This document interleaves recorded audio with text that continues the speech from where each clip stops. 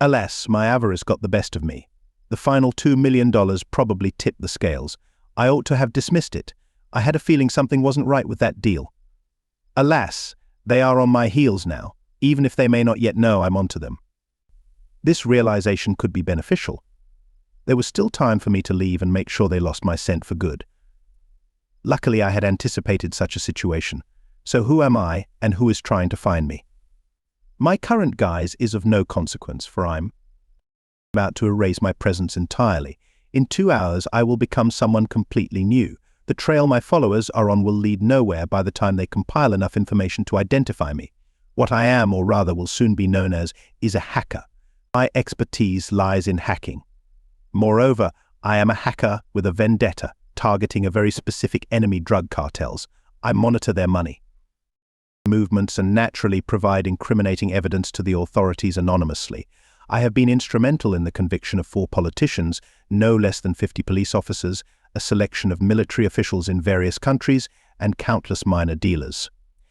Furthermore, I have rerouted more than $100 million from their coffers.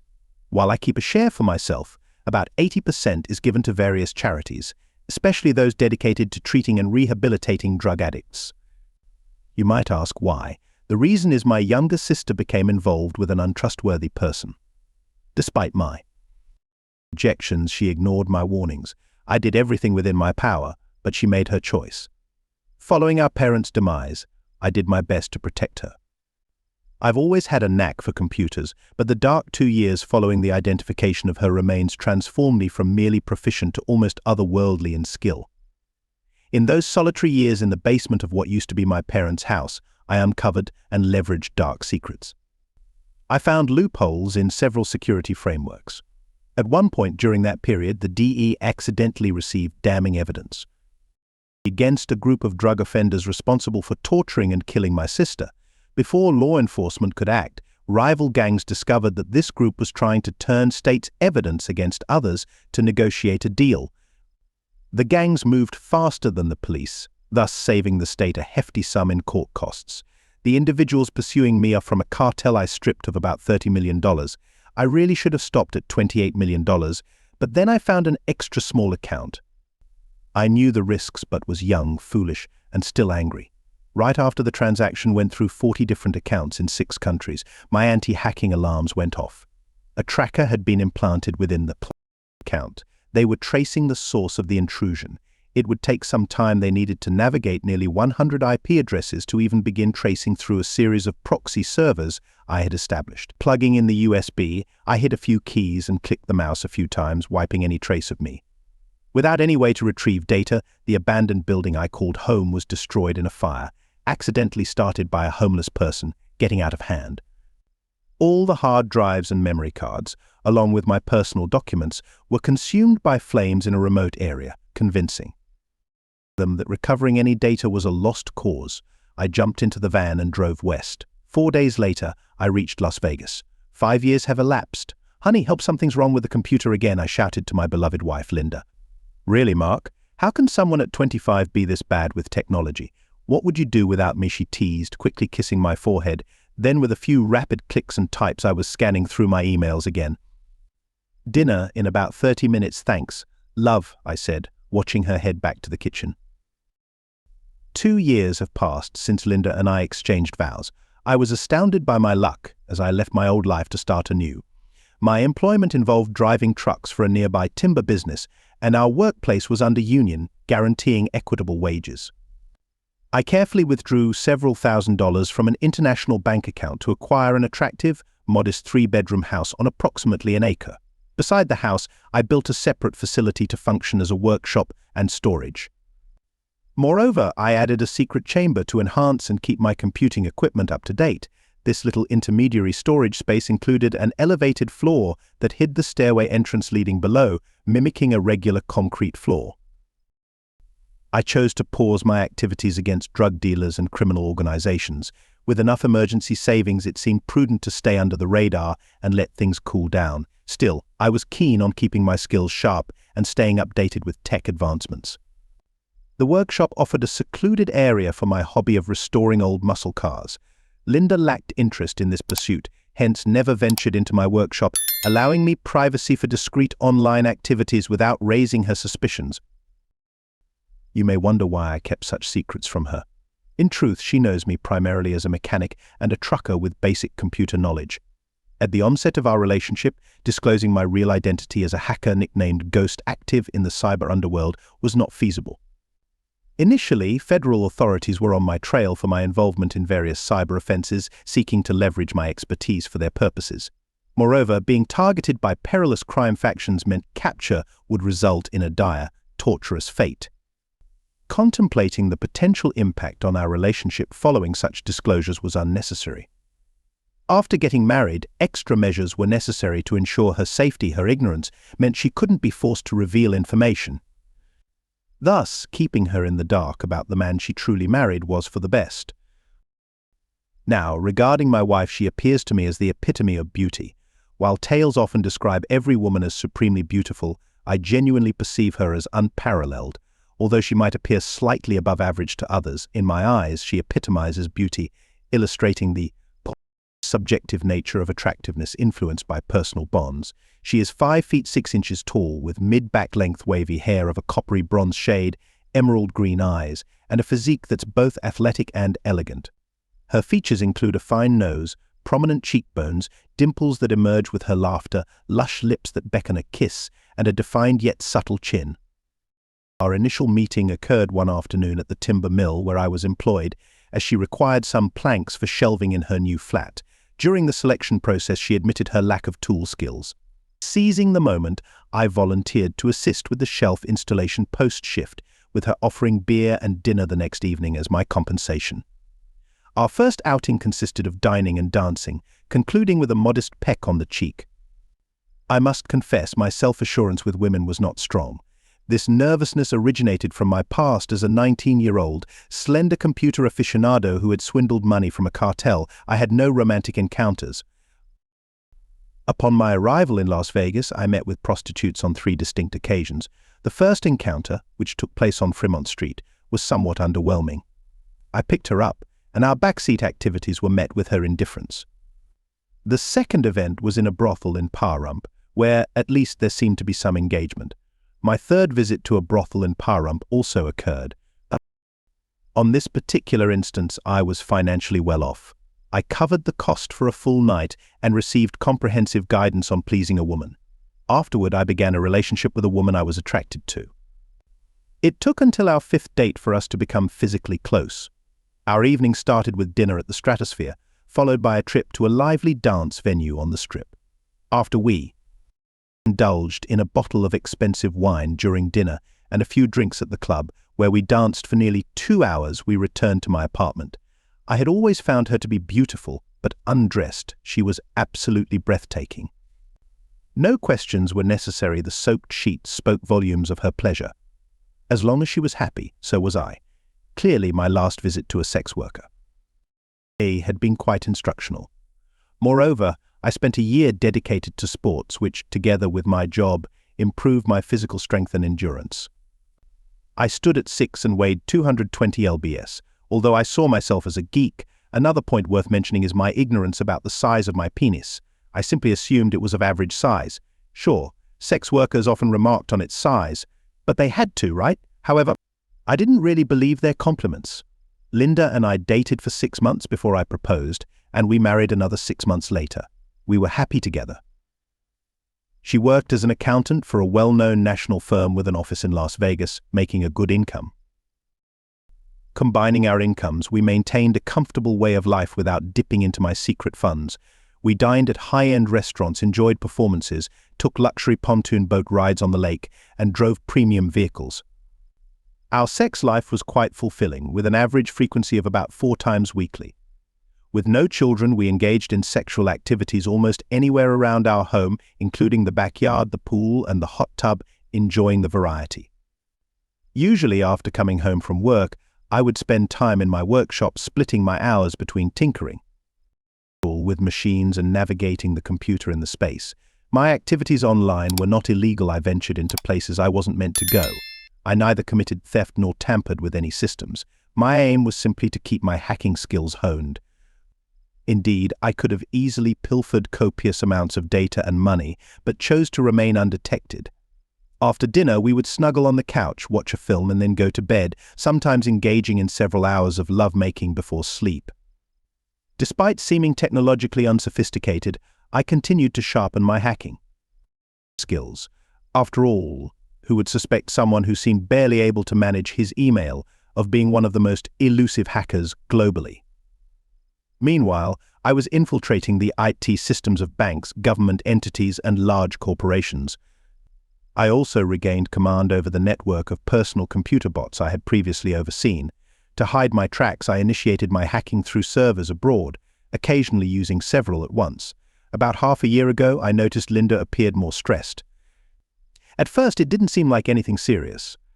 Our sexual encounters reduced from roughly 4 times a week to twice. She worked extra hours and often came home worn out, usually heading straight to shower, eating dinner, and then going to sleep. When I questioned her, she spoke of a crucial bill they were trying to get past. It sounded believable. From time to time, she would call me from her office on Fridays, saying she was going to a happy hour with some co-workers. She did this often enough for me not to worry. After about 6 months, I asked how long it might be. I figured by that point, they would have either passed the bill or not. Linda said it could be another week or 2 before things calmed down. Thinking she deserved a break after all her effort, I bought her a full-day spa package for the upcoming Saturday. She was overjoyed when I gave it to her that Wednesday night. She thanked me, and we spent a delightful night together. The awaited Saturday arrived, and she left for her spa appointment at 9 a.m. With a quick kiss, she was off. She was off. She wouldn't be back until 4 p.m. I grabbed my coffee and made my way to the garage to continue with the engine assembly on my workbench. About an hour in, I took a break and moved to my computer room. Up until that point, I had deliberately avoided interfering with Linda's company's computer networks, adhering to the principle of not stirring problems where I was involved. My stance was clear: I would not interfere with the operations of either my employer or hers. After signing in and checking my security tools, curiosity piqued my interest in a particularly large account. I contemplated whether to delve into their servers to see what I could uncover. Their security measures were far too basic. Quickly, I gained access, starting with Linda's machine since she was part of that project, in hopes of finding something of interest. Surprisingly, there was nothing of note regarding the newly acquired clients. I tried searching with terms such as new client proposal and others pertinent to acquiring a new client, all without success. I began exploring her files, and that's when I encountered a protected folder named Photos for James. I knew James from various company events attended with Linda. Despite Linda's high regard for his computing abilities, I didn't think much of him. It took mere seconds to open the folder, and I was utterly shocked by its contents. It was filled with revealing photos of Linda in her office, some depicting her in compromising positions with another man, engaging in acts she had previously refused with me. I was emotionally frozen as I looked through the photos, feeling a part of me die inside. However, I quickly collected myself, preparing to confront her when she got back. Divorce seemed like the only outcome. With hours until her arrival, I searched for more proof. I estimated the affair started about 6 months ago, marked by a change in her behavior. Going through her emails, I found even more shocking details. Their correspondence indicated a longer affair than I had realized. It started well before she met me. This made me wonder why she started a relationship with me in the first place. Another email revealed financial irregularities involving her key clients and their firm, including references to a secret offshore account. Next, I accessed James's computer, uncovering additional photos of Linda, some in a motel room and others in a different bedroom. Needing more time, I transferred all the data from his and Linda's machines, along with their company network files, to an external drive on my server. As usual, I browsed the employee directory on the server and stopped when I saw my own file. Before leaving the network, I set up monitoring software on both their computers and the server, which would forward their activities directly to my system. Needless to say, my automotive projects were put on hold for the time being. Linda returned from her spa day and expressed her gratitude with a night of passionate intimacy. Yes, I was disgusted by her behavior, but as a man I could not deny myself the pleasure of such intimacy with a desirable, willing and vibrant woman. To me, she was the very Definition of malevolence. Come Sunday, I returned to my garage. Linda was still sleeping when I got up, giving me the opportunity to unlock her phone and install tracking software on it. Messages would be discreetly forwarded to my system, and all her calls would be monitored and recorded on a separate drive. I would keep an eye on her online activities as well. Linda left around 10 a.m., saying she was off to shop with a friend. She had turned off the Find My Friends feature on her phone, so I hacked her car's GPS to track her. Indeed, she did visit the mall. Confident she wouldn't be back soon, I took her laptop. The first step was to duplicate everything on the laptop to another drive. Then I installed software to log keystrokes and set up the camera for remote access. Knowing time was short, I quickly went through her browsing history. That's when I found a secondary email account. I also noticed several visits to a bank website in the Cayman Islands. I planned to look into this more later. I wiped the grime from my hands and face to look like I had been busy with cars, just in time for Linda's return. The evening followed with a shower, dinner, a movie, then bed. For 7 days, I maintained the pretense of being an unsuspecting, devoted partner. Each night, I feigned busying myself with my vehicles in the garage for several hours. What I was actually doing was combing through the extensive data I had compiled. On the evening of Tuesday, a certain exchange between Linda and James captured my attention. James warned her to ensure she cleared the web history on my laptop after using it. The reason she required my laptop was a mystery to me. Naturally, upon obtaining my laptop, I had set it up to automatically connect to servers, yet the notion of surveilling my own activities had never occurred to me. The next night, as I was tracking updates from their office computers, a fresh influx of data started to flow in. It originated from my own laptop. I quickly honed in on this new data stream, minimizing all else. It seemed to pertain to money transfers. I turned on the laptop's camera and switched the view to a different screen. There was Linda working on my laptop earpiece in place. The microphone picked up her voice as she executed James's guidance, shifting $50,000 from an imaginary company's account into a Cayman Islands bank, all through my laptop. After completing the task, she erased the history of that day and signed out. The situation perplexed me. I had not yet gone through my personnel record from their human resources when I found out I had been officially listed as a computer security advisor. It turns out James, who led their IT department, had recruited me. Additionally, I discovered several payments for my advisory services, which, unsurprisingly, were directed to the account in the Cayman Islands. Without my knowledge, serving as a computer security advisor, my laptop and IP were used by Linda and James to move significant sums from an unreal company account to a foreign bank.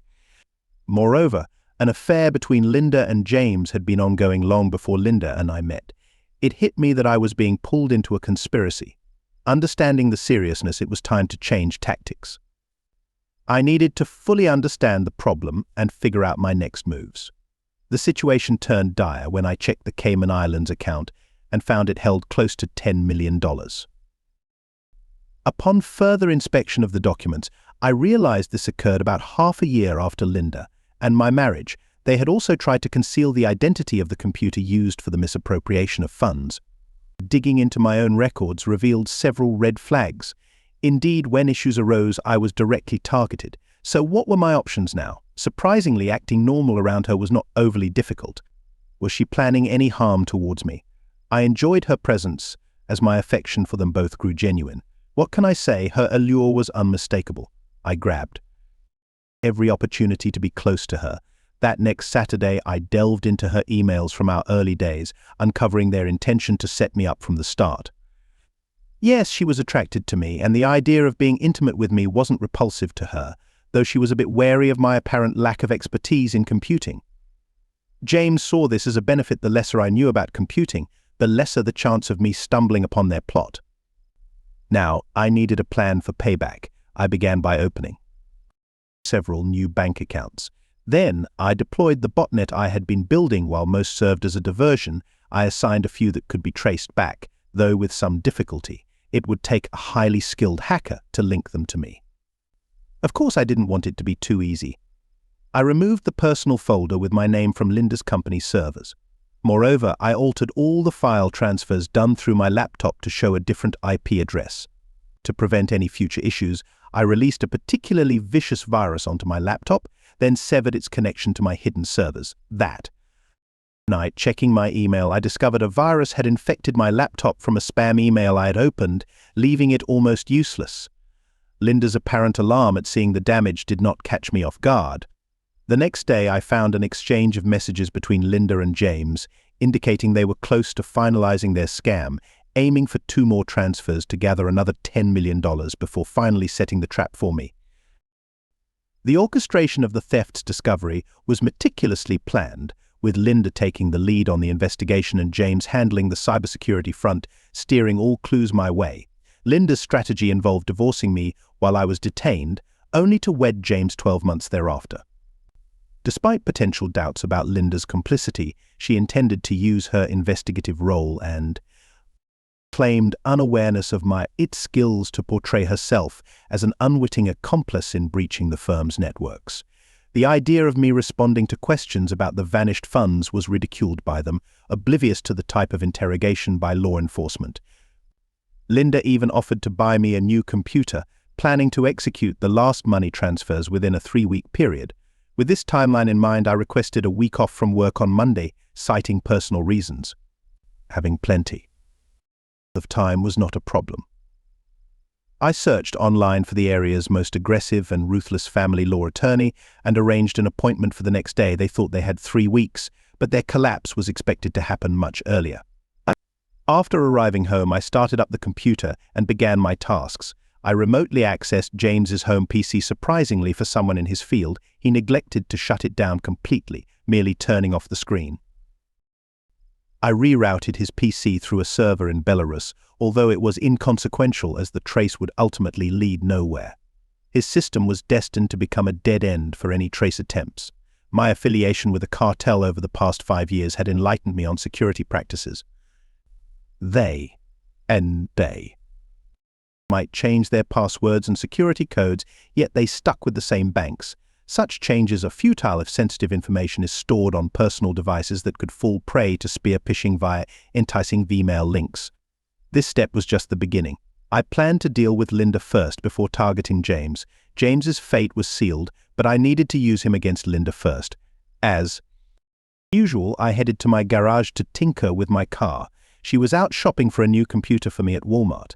In her absence, I made some preliminary moves on the plan. It was vital that she be at home while on the computer, preventing her from using an absence as a defense. This was non-negotiable. Upon her return, she informed me about the laptop purchase and estimated about an hour to set it up for me. I thanked her and got to work, cutting off all ties with James. Despite my animosity towards her, I harbored no desire for her harm. James was the one who would suffer a brutal end, while Linda was destined for a lengthy prison term. The future was uncertain. I chose a direct server path to infiltrate Linda's laptop, bypassing any detours to reach her office machine and then the company's network. I transferred $20 million from the company into 4 accounts under her name. Then I arranged for her escape, booking a one-way ticket to the Cayman Islands for Thursday. Before exiting her system, I erased James from her contacts, deleted all messages with him, wiped the account's history, and removed my tracking software. It was a risk, but I doubted she could cause much trouble with the time she had. Finally, I cut off and erased my connection to her laptop. Afterward, I remotely turned off her home's Wi-Fi router. Unknown to her, I had a better router at my disposal. A spyware alert on her phone notified me she had just finished setting up the laptop for me when her internet went down. She was about to use my computer for another data transfer when she lost connectivity. Amused, I listened as they puzzled over the problem. I then moved all stolen funds into new accounts created in Linda's name, closing the original account once emptied. My last step was to remove the spyware from Linda's phone to eliminate any evidence of surveillance, unsure who might later scrutinize it. With that, I wrapped up everything and went for dinner. The next day was shaping up to be quite fascinating. Upon my arrival, Linda seemed noticeably tense. She let me know that they had finished setting up my new computer, though it lacked an internet connection. To her, the significance of this seemed greater than it was to me. Throughout the movie that evening, her attention was elsewhere. I caught her, out of my peripheral vision, but constantly on her phone, her agitation growing. My guess was that she was having trouble logging into some account and was simultaneously messaging someone. As we called it a night, I couldn't help but chuckle to myself. There was no closeness between us that night. The following day, I left early before Linda could head to her office, killing time until I was to meet with my lawyer. I wondered about Linda's day, knowing I'd soon have all the details. Shortly, I found myself in my lawyer's office. Imagine the kind of scene you'd see in a legal drama, with a smooth, irresistibly handsome lawyer making a grand entrance in court, confidently delivering a decisive blow to the adversary. My lawyer was exactly like that, standing at 5 feet 6 inches, radiantly beautiful, with curves that could derail a sports car, legs for days, and a physique that could spark wars. Within moments of the meeting, it was clear she would be a formidable presence in the courtroom. As she spoke, it was as though your heart joined in chorus with an unseen choir. Once assured of our privacy, I revealed the extent of my wife's betrayal throughout our marriage. I then went on to explain the theft and framing. When she asked how I found out, I gave her a partly true story. I wasn't completely forthcoming, nor did I spill everything. Indeed, I exaggerated a lot. I confessed to using my wife's laptop after mine stopped working, which led me to a folder of revealing pictures and then to her emails with her lover outlining their betrayal and deceit. My sole wish was to leave this marriage before things got worse. She agreed to represent me and started to draft the paperwork, indicating she might manage to confront my wife by the end of the week. I requested a short halt. Having just come up with a more strategic plan I preferred to keep secret for the moment. After our meeting, I went back, got my computer up and running, fixed the Wi-Fi at home, and set in motion my plan. I left behind a surveillance program at Linda's office, resulting in turmoil the next day. An emergency meeting was convened following the discovery of a $20 million theft, triggering an immediate probe. By then, I had also hacked into James's phone. James traced the theft back to Linda, discovering their shared account had been emptied and the money transferred to new accounts overnight. They were left floundering amidst accusations.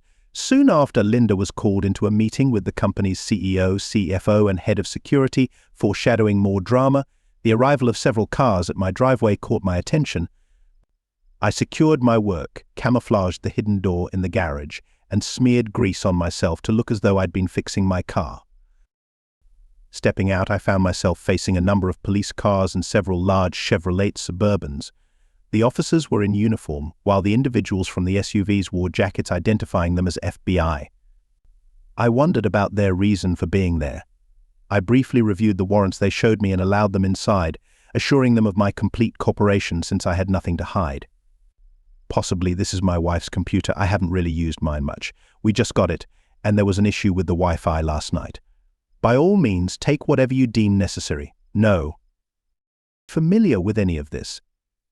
Truthfully, technology isn't my forte. You can ask my wife, or our friend's Linda's predicament escaped me as I found myself detained and rigorously questioned at the station for hours. However, my alibi stood firm. After all, I was just a truck driver with limited tech skills. No, I didn't know much about my wife's work life. She's an accountant dealing with a variety of clients, but I stay out of her business affairs. A ticket for a solo trip abroad. That's surprising. I can't fathom why she'd travel by herself. It soon became clear to them that I had no knowledge of the current situation. They meticulously searched my store but could not find the entrance to the computer room. In the end, they allowed me to return home. During my interrogation, Linda was taken into custody. Poor James was left with no option but to testify against her and also to monitor all the confiscated funds to guarantee their recovery. He must have felt profoundly betrayed when he discovered that she had removed his access to the funds, transferred them to her accounts, and then booked a flight abroad, leaving him without a dime. Fortunately, I foresaw being questioned being her husband. It was reasonable to assume I might be complicit in her plans. Indeed, she was the one who called me, and as a loyal husband, I immediately sought legal assistance for her. I thoroughly vetted every criminal defense lawyer in the vicinity. My goal was to ensure the best possible defense, to prevent the mistake of hiring a substandard attorney for her. However, I deliberately chose a slightly less competent one, hoping she would be convicted and serve her entire sentence. What's fascinating is that in federal cases, parole or early release for good conduct doesn't exist. If one is sentenced to 20 years in a federal court, They spend all those years in a federal prison. Throughout this, I was at her bail hearing and offered our home as collateral because she was seen as a risk of fleeing, hence the tracking device. Despite my contempt for her, I managed to present myself as a supportive spouse in public. Luckily, her despair and shock about her predicament made her indifferent to physical closeness. Her cell phone was confiscated as evidence, so I acquired a new one for her. First, I took it to my store to install monitoring software before giving it to her. Notably, James immediately blocked her after receiving her initial message declaring any communication off limits since he was to testify against her in court. She naively rejected a plea deal, opting for a trial by claiming she had been set up.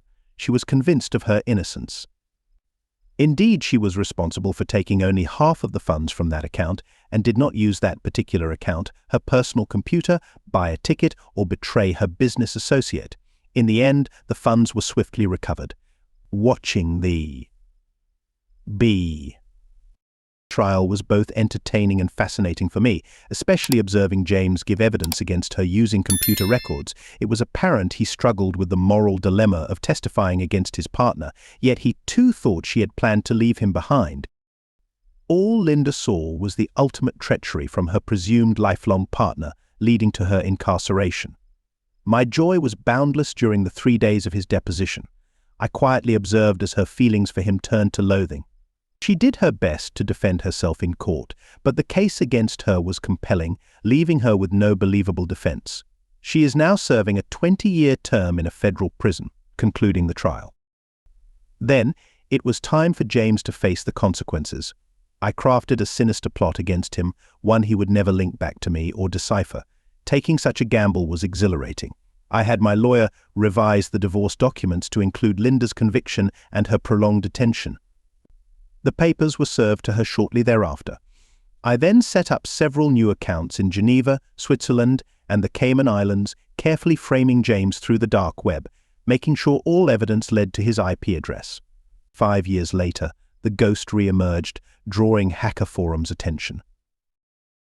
Now came the difficult part. I needed to leave a mark, but it had to be subtle. It was crucial to convince them that the act was performed by a skilled hacker, and while making them believe it.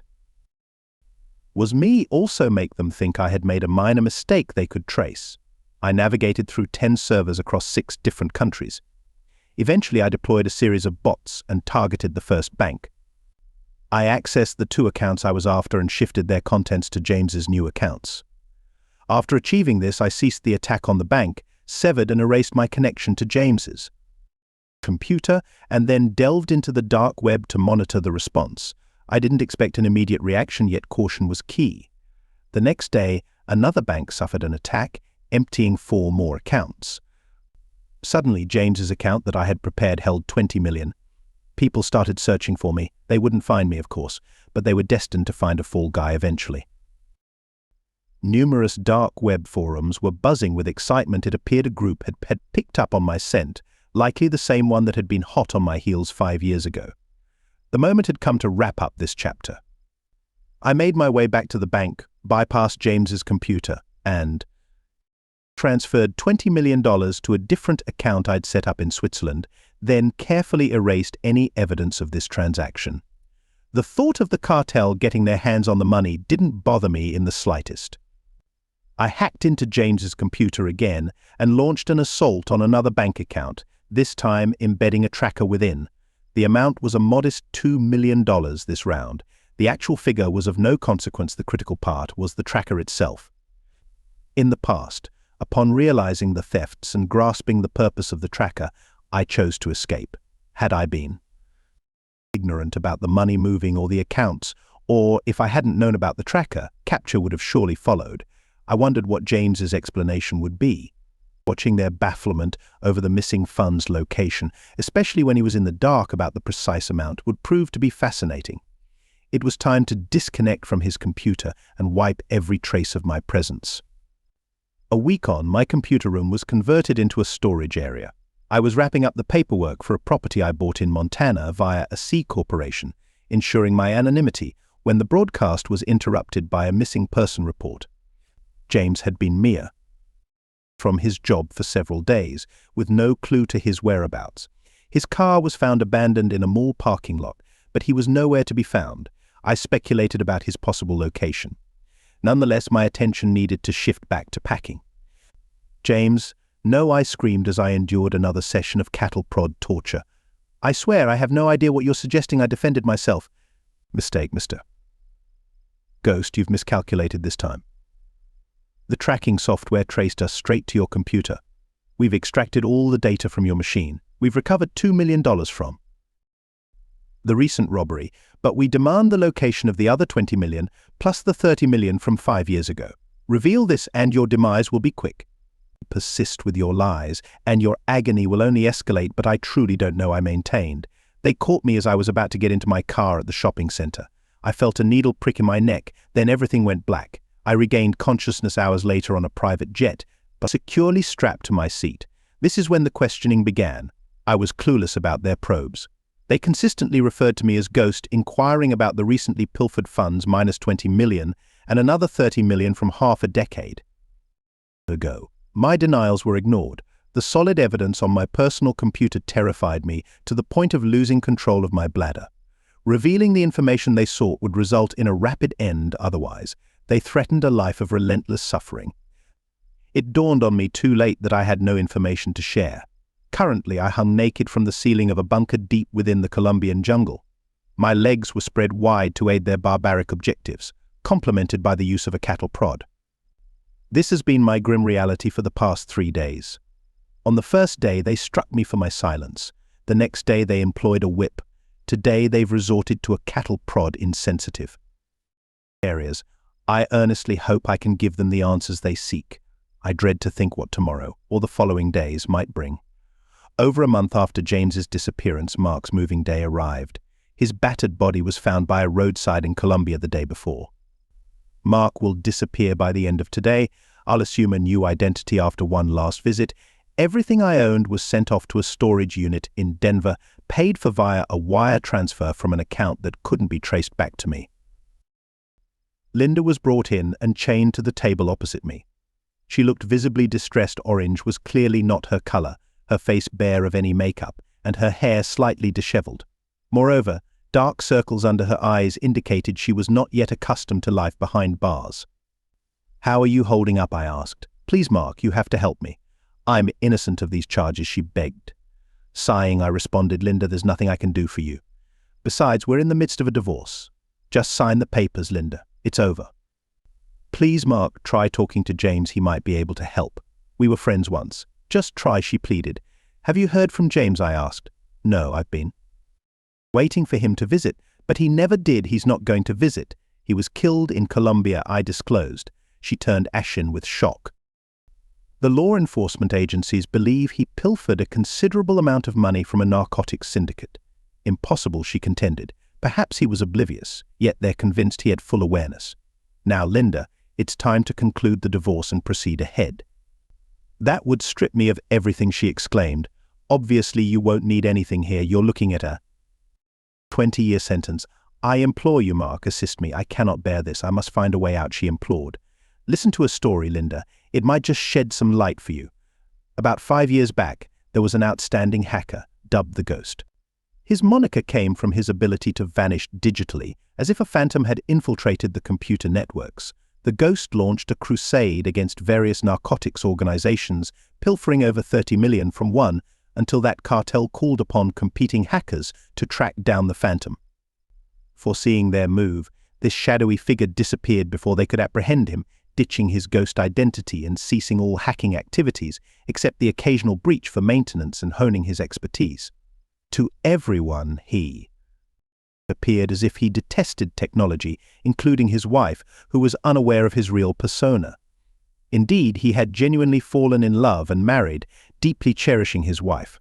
3 years into their marriage, he accidentally uncovered her indifference towards him, having been disloyal with her true significant other during their entire relationship. To his dismay, he found out their marriage was a plot by her and her lover to entangle him in their deceitful deeds. Her eyes widened in shock, and her face turned completely white upon hearing about their conspiracy. Therefore, the Ghost resolved not to let that happen and concocted a revenge plan against them both. Initially, he hacked into their digital devices and networks to collect data. He then manipulated everything to remove his association from the matter and transferred all the evidence onto his wife. He also made sure her lover believed she had been cheating on him. The final move against his wife was to force her partner to bear witness against her, resulting in her incarceration for a significant term, crushing their spirits and leaving them feeling betrayed, mirroring the ghost's sense of betrayal by his wife. With his wife out of the picture, the focus shifted to her partner, particularly as the cartel continued its search for the ghost. Why not exact revenge and lead the cartel to believe they had captured their elusive quarry? The ghost used the lover's computer to secretly siphon a large amount from the cartel. Regrettably for the wife's ex-lover, the ghost was a bit careless, leaving a trail back to the lover's computer. Consequently, the cartel traced the hack to him. It's rumored the lover was subjected to torture for more than a month before meeting his end. Tragically, he had no knowledge to offer the cartel. None of this narrative is in the slightest real, achievable, or verifiable, yet I hoped such a fabricated story might assist in your adjustment. True, you may not have done exactly as the evidence indicates, but realize you're hardly blameless. Now, just sign the papers. Consider what might occur if someone discovered evidence suggesting you're an informant within the prison. I watched as her expression shifted from white to red with fury. "You vile man," she shouted and lunged towards me. It's fortunate that the handcuffs are secured to the table, preventing any detainee from reaching across. I departed as she was restrained and taken away, yelling. I got into a nondescript disposable vehicle and drove to a shopping center. After parking, I left a dummy in the vehicle and made my way to the other side where my actual car was parked with my new identity ready. I drove away. Follow our channel so you don't end up misled, and stay tuned for the next episode, which is nothing short of astonishing compared to what lies ahead. If you're under 18, think carefully before tuning into our next story.